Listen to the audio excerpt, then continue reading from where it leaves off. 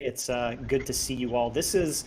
Rich, I was looking at some of the past lives that we've done, and this is number 5 for us so far. So 5 months in a row now, we've been diving into really how to use ChatGPT and AI to help your business, especially if you're an entrepreneur or solopreneur, but also in larger businesses, this all works just as well. My name is Rich Bishop. I am your host here, and I am the founder of Midgame Consulting. We are a revenue operations and HubSpot consulting firm. And then with me today, again, is my good friend, Rich Sierka. Hey, Rich. Hey, how are you? Good. Uh, so yeah, Rich, tell us a little bit about what you've got going on there at Sierka Lang and some of the things that you're doing.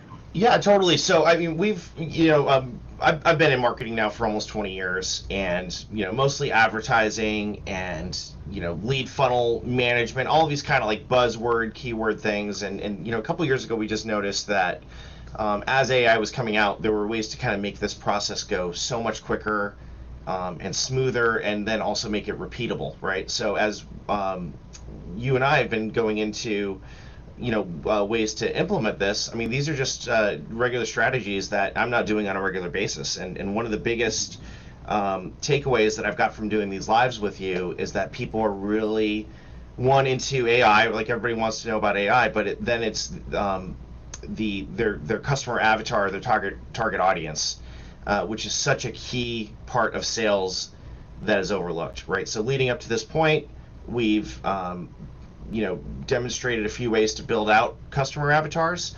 And today we're going to take that a step further into building out content, because I feel like we did that at the end of one of our last sessions, and everybody was asking, well, wait, do that again. That looked awesome. So we're going to take a deeper dive into content ideation and types of content to use your AI to generate on behalf of your company.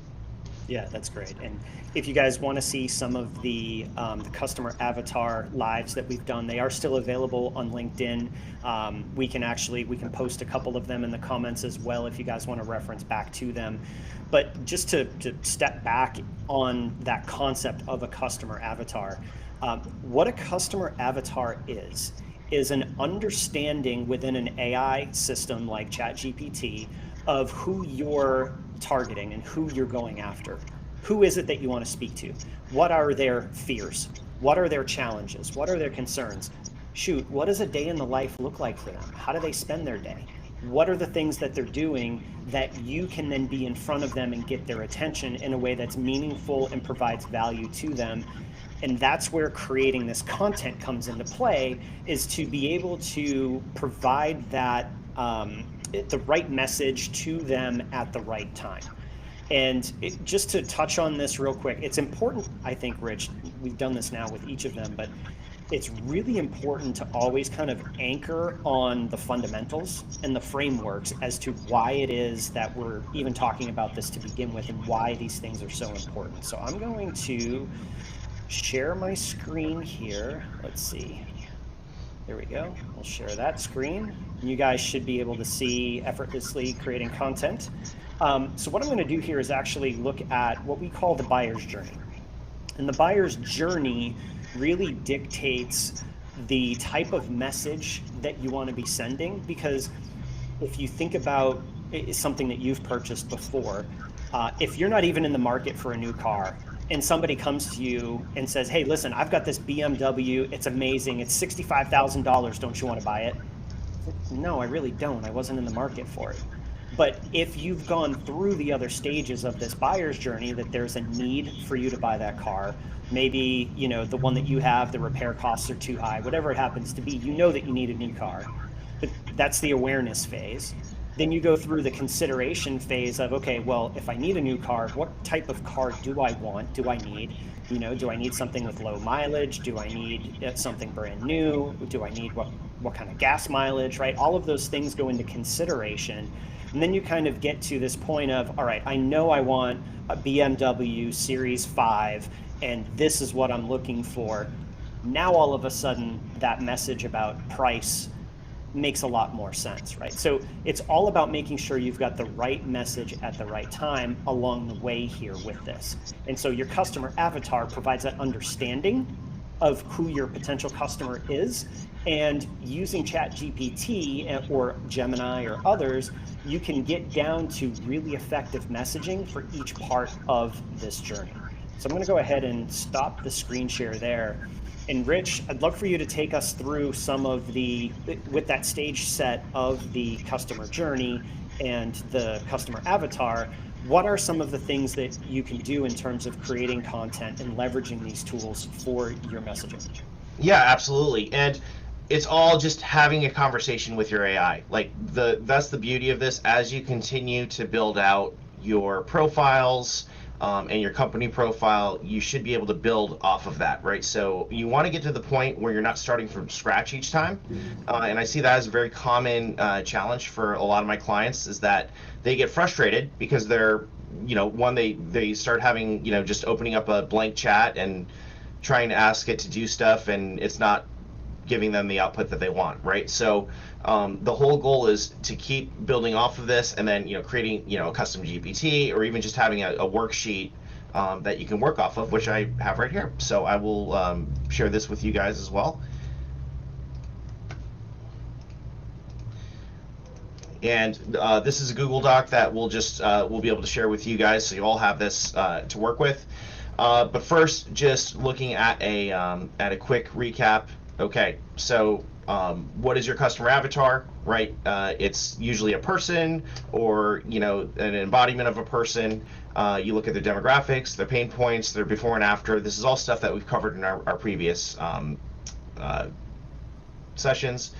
Right, but then you might want to go deeper. Instead of just saying, hey, AI, give me a message to send to them, right? You might now want to get into and this ties into even the customer journey, and we'll be able to play around with that even as I do a live demo of this. But just looking at what are some of the message themes or content themes that you could look at. And these are all pretty standard when it comes to your business, right? So when you go through this, try to stick with the outline of an actual customer journey. Don't try to get too creative and create your own, because then it's going to start to spin off as well, right? Then we're thinking about emotional drivers. So is it an urgent message? Are you trying to build trust? Right? Are you answering questions of curiosity? You're trying to get people excitement or relief, right? So now we're going deeper into not just okay, who are we talking to at what point, but what are they feeling, right? And we'll test out some of these right here too, but just the types of content that we can start playing around with, right? So some of the standards are blog posts, emails, social media, right, and even video scripts. If you aren't doing videos, talk to Rich about it, because he's been crushing his videos lately. I'm super jelly because I see this guy just cranking out videos left and right. I love it. And having me on here is a video, right? So this is awesome. And then even then taking that whole message and turning it into a lead magnet, and then some sort of a content map or a plan, right? Just understanding, if you do get into the frame of creating content, don't just create one post or one message.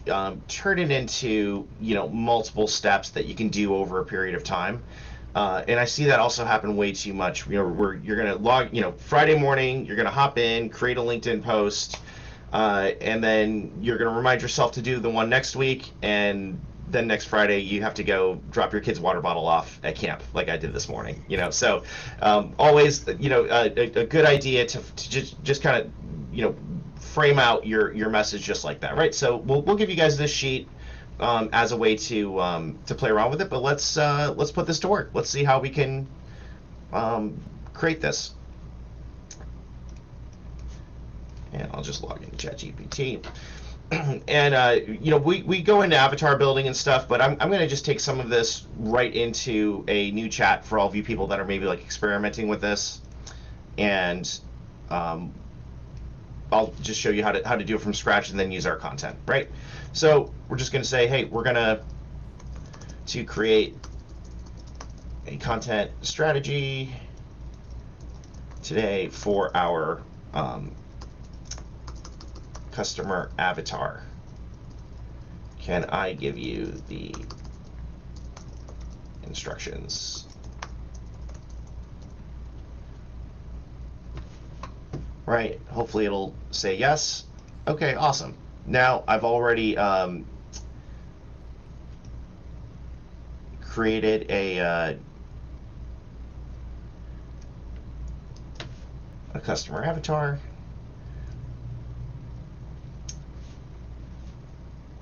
And if you follow our avatar building roadmap, you're going to kind of run into this, and you should be seeing a similar format.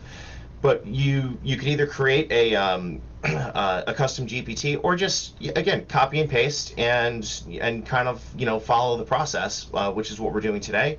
But we have our named avatar, Empowered Emily. She's 38, mid-level HR manager. She's looking for self-help podcasts, right? Leadership, authorship to LinkedIn. She's feeling stuck in her career, right? So this is basically an avatar for somebody looking to maybe make a career change or engage in coaching services. And I use this example too because that's a lot of people on here are in that help space, right? Like maybe you're in recruitment or HR, or you're looking to hire and you're looking to attract the right people. So we're going to go ahead and drop that into there. And while that's loading, I'm just going to take all of this, everything we just outlined today, right? Okay, great. Can we now implement this process? Right, I just copied and pasted everything.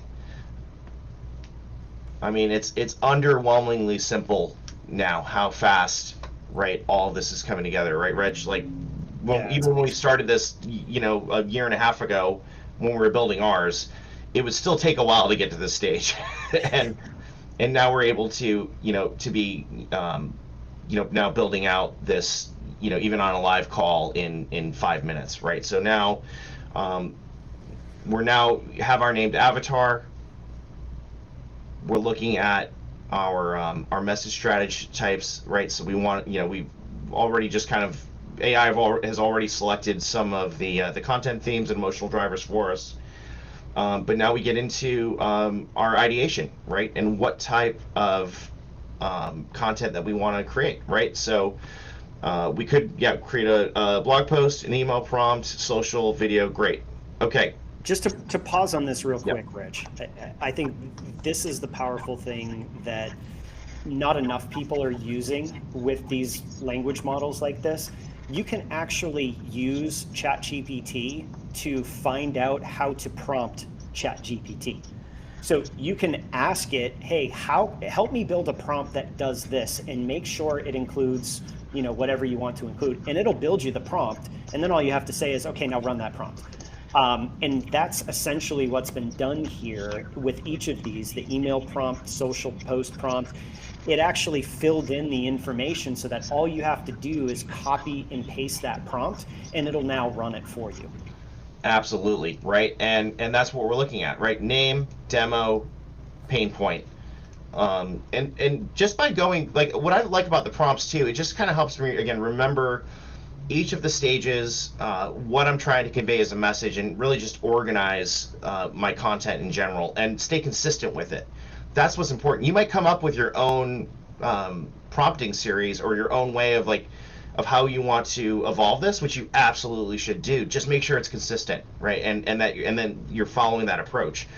By not following this plan, what I find is that then you just get that different result each time, and that's what leads to the that's okay feeling, and then maybe you'll go and you'll drop it in there and see what happens. But just by taking these steps, you can already elevate your content to a higher level. Because don't forget, tons of people are trying this now, right? And we see it. We see all of the AI generated stuff on LinkedIn. I still go in and try to rewrite a lot of my content as it comes out, but this helps me with a great starting point. And Rich, on that point, we'll wrap up this call with a couple of telltale signs of whether you're using AI or not to generate your posts, so that you can think about that when you want to put your spin on it and make sure that it's authentic to the message that you want to be putting out there and giving.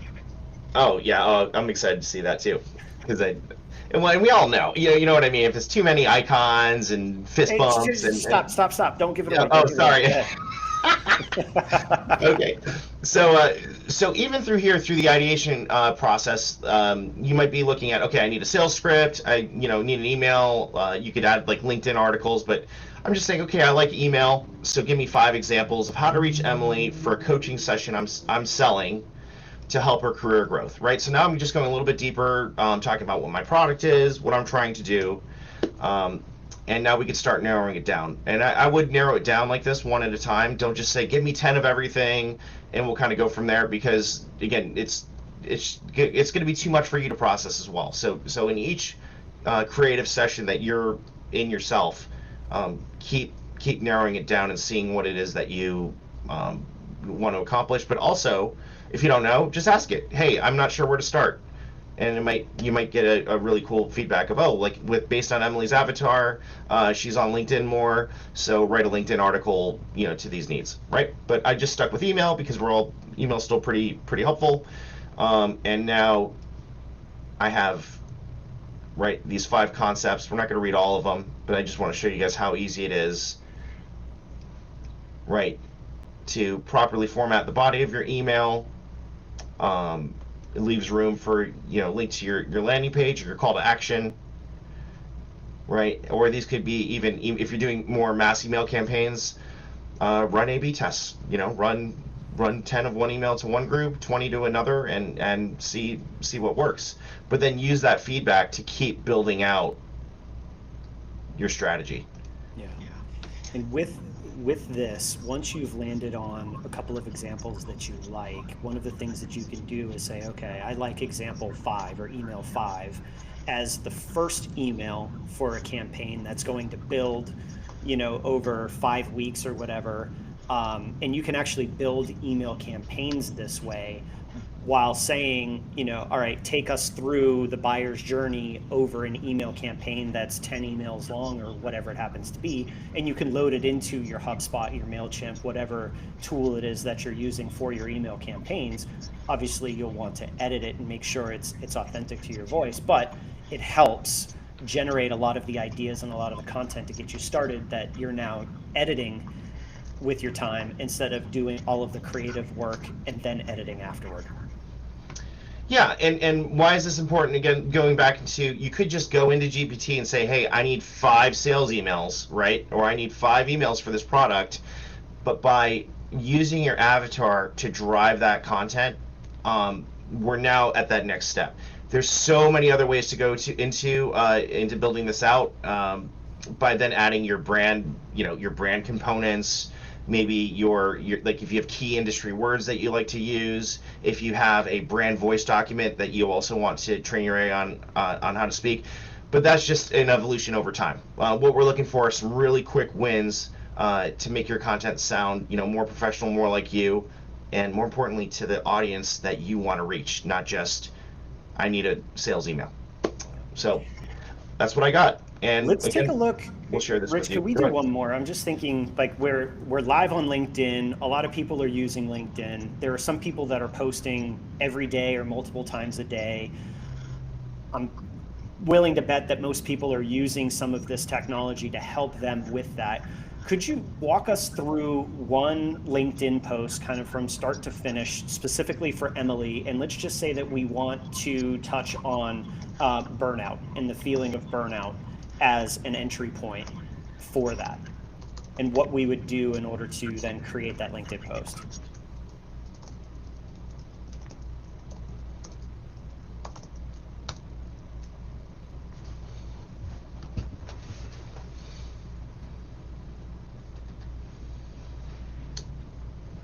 Awesome. So now we're breaking down, the format, like the stages of your message, what it should have, right? So obviously some sort of a hook or attention getter, and these are all pretty standard. I'm curious to see what the other steps are. Acknowledging the struggle, right? So now you're validating emotional state. Again, all of this would not even be possible if we didn't have our avatar defined, right? Like, it would just kind of be blah. Like, we wouldn't even know what we're getting into.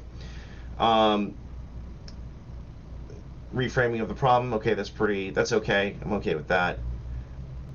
There's your offer. call to action, right? So, and this could be even like if what I like about this, Rich, is like if you're working with a sales team or if you're training staff and giving them the reason as to why we're doing this, right? And why does it have to say all these things, or why are we like leading with these pain points, or whatever. This just helps, justify what it is that we're trying to accomplish as a company, and that's a huge struggle with content. Sometimes content is just given to sales teams, or you start kind of cranking it out, and people are scratching their head like, well, why do we say it like that? But if you have a strong explanation and definition behind it, that's usually where you get the buy-in as well from yourself, even as you do it. Why are you doing this? Right. So if we look at those 5 points, right now we're looking at a more stronger, like, personal touch, email. So this isn't even I mean, it's a little salesy, but this is just more of like, hey, I hear you, I get what your problem is, you ever feel like this, you're not alone, right? Acknowledging all those things, right? And now, like, and then pushing to the call to action, let's talk. Yep. And then you use this to accompany a video that you're going to post, or an image of some sort, even a Canva image if you're a Canva user, to be able to use your branding and have something that's visual, that pops, that gets people's attention to then read the post itself. Absolutely. And right, so yeah, here's a quick video script, and okay, now give me. I'm not going to generate images because Rich and I never have good results when we do it live, of all things. But I'm going to say, like, examples of types of images or visuals we should look for.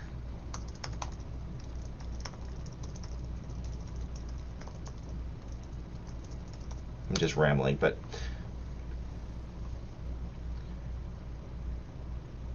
right, and now it's giving us a whole visual profile, right? Natural light, casual dress, relaxed. If you're using images, I would not do this one. I feel like everybody does the person, like, are you stressed out? Oh yeah. What all of this does, even if you're not 100% crazy about the output, right? Like, that's going to get better over time. What I'm seeing here is a consistent LinkedIn strategy post to a video script with creative visuals that are going to match it, right? And now we're getting into branding and that consistency, and that's what's also going to set you apart too. Your consistency through how you do this. So no matter how good or bad it is, just make sure it's consistent, and it's absolutely going to help you be memorable when it comes to this. And that gets you away from every time, like, your post is just completely random. We've all seen it. I've done it, where one day it's orange and the next day it's green, and I'm like, I just can't figure out what colors I want. So yeah, great way to again use this to ideate your strategy, identifying, is it LinkedIn, is it email, but then just asking it, what type of images should I use? You might love flowers and sailboats like I do, right? But that might not be the best way to do it. So you want to be careful that you're not just kind of throwing in those random creatives, because that'll absolutely throw everything off. Consistency is key. That's important. And when you have a consistent voice and consistent imagery, that's where, and we'll talk about this one separately, but having a custom GPT with that information built in allows you to not have to continually copy and paste the same information in here as a prompt, that it preloads that information for you, and it uses it so that you're not having to continuously add it to what you're doing. Yeah, and that's been a really common practice for me as well. Like, I'll even start here, and if I like the output, then I'll save it and convert it into into GPT. Or again, if that's too advanced, because I still see struggles in the market with people wanting to get into, like, the GPT building or the process building, just dump it all into a document and copy and paste, right? Just start somewhere. And the more you do it, the more comfortable you'll get, and then you'll understand why it's important to build out the other automation stages as well. This was really helpful, Rich. Thanks for walking us through this part. And again, you can use it for email, blog posts, white papers, any of that sort of thing. Just continue to talk to it as if it were a person, and you can ask it questions or even ask it how to properly prompt, and it can provide some of that for you. It, But as we hinted on a little bit earlier, it is important to make sure that the voice is yours, and that you're not just taking at face value what's coming out, because AI has some tendencies and some common things that it does that gives away very clearly whether it was done with AI or not. So Rich, if I could, I'm going to take that screen back. you got it. Oh, real quick, I just want to show. So look at this. Even for the images, I thought this is cool. It's image recommendations or creative recommendations for each stage of the customer journey as well. So it's not just one image to use all the time. It's what to use at each stage. Pretty cool. Oh, that's nice. Excellent. All right, I'm going to share my screen here. And if you remember Jeff Foxworthy, you might be using AI if, first, there are emojis everywhere. This post is so on the money that it will blow your mind. Check out who's going to the top. You see, and these, by the way, are by far the most common emojis that you will see when AI generated posts or content is there. And yes, if you look back at our posts, Rich and I both, you may see some of these in there. And it is one of those things where, like, at the beginning of when it started doing it, it made a lot of sense. But then because so many people are using this, it just gets overused and goes out of fashion really quick. So if you're still seeing posts like this, that's bad. That is definitely AI, and they may not have taken a whole lot of time to look at the information in there and touch it up. Right? Anything to add to that one, Rich? I know. I kind of want to use this one though, just to put it out there and see what happens. Yeah, exactly. All right, number 2, adjectives everywhere. Here is a really good example of, on whether it be LinkedIn profiles, whether it be company websites, that the overuse of adjectives is another telltale sign that it gets overly done. And again, maybe at first it made a lot of sense, but now it just does not work. So the reason why we bring this up is obviously we want you to be aware of this in the content as it comes in so that you have an opportunity to edit it. And with ChatGPT and Gemini and others, you have the ability to then feed your edited version back in and say, what you provided was a good start, but here's the final version of what we posted. Keep this for future reference. And it will do that for you. So keep that in mind as you look at it. All right. The next one is, this one is really being overdone right now.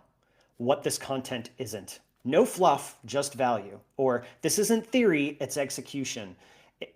There's a lot of that right now. And usually there are a lot of periods in between. No fluff, period. Straight value, period. Right? Look for some of those things. That's being overused. And then last but not least, the dramatic comparison. From rock bottom to king of the hill, or from broke to rich. This one really has come into play over the last probably 3 or 4 months. It's like once ChatGPT got a hold of it and people started liking it, it started using it a lot. So you'll see a lot of this as well. Start to stay away from some of those things and be careful with that and how it's used. Yeah, I would just say don't overuse it. And all of this, these are regular copywriting strategies that in any individual use case, can be fine. But if that becomes like the model for all of your content, people are just going to kind of glaze over it. So you definitely want to put that theory to test, see what some of those trends are. And yeah, just try to be original, and I think that's where all this comes down into. You want to make sure that you include a genuine message or nature. Great. All right. So, Rich, any final thoughts before we wrap this up for everybody? Yeah, I think still the biggest gap that I'm seeing is in the avatar building. So why is it important? You need to know specifically who you're talking to, in regards to your audience, the end game. The more specific you can get, right, the more of an impact that your content is going to have. So don't just try to skim through that part. If you focus on anything, I would really make sure that you're working on your avatar. And once you get that great profile, try to build an avatar for each message. Don't just use the same avatar for every product and service and solution that you're offering. Great. That's good advice. And as we wrap up, I do want to give this offer for everybody as well, because I know that building the avatar, maybe you haven't seen the prior sessions, or maybe you want to go a little bit deeper and want some help. We do have a free avatar prompt guide that we can provide you in the comments of this event. If you just type in guide, we'll be happy to send it to you. Or of course, you could reach out to either Rich or I on LinkedIn. We'll be happy to provide that for you. And then also, if you want to go a little bit deeper into this and really talk specifically about your branding and your messaging and the audience that you're trying to reach, we are offering a free strategy session, a 30-minute session, to really dive in deeper into your goals and your needs with this and help set you up for success so that you're maximizing your time, but also getting the most powerful content that you can on the other end of this. All right, Rich, are there any other ways that people can get in touch with you if they'd like to do that? Hey, we're on LinkedIn. Absolutely LinkedIn. You can also visit my website, AIXRich.com. AI by Rich is what I'm going by now. Great. And for me, it's midgameconsulting.com, or my new podcast, The Midgame Mindset, which is available on Spotify, YouTube, all of the main podcast channels. You don't want to miss it. So thank you all very much. Good luck with your prompting and your content. And again, if you need any help or would like some guidance, please feel free to reach out. Have a good one, guys.